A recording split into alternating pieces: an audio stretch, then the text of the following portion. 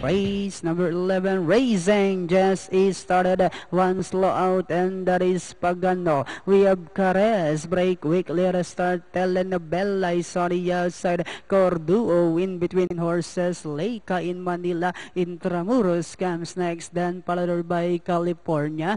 Dugu's favorite, while Pagano is the early trailer by about 8 lengths of the leader. And as they swing down the back, we have Carez by length and a half.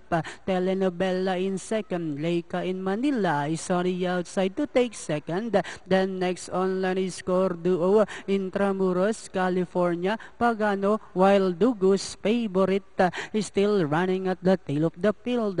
Back to the leader, we have Carez maintaining a length and a half lead. Leica in Manila remains in second. Corduo now to take third. Then comes Telenovela. Intramuros, California, Pagano, while Dugu's favorite is still running at the tail of the field. Last 400 meters of the race. Carez followed by Leica in Manila on the outside. Corduo, then here comes California. Now finds a morning down on the inside as they swing for home.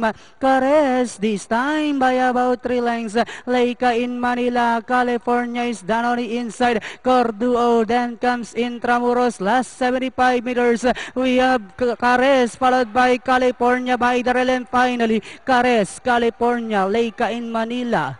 Then comes Corduo, Intramuros for your pentapekta. Tupi. Huh?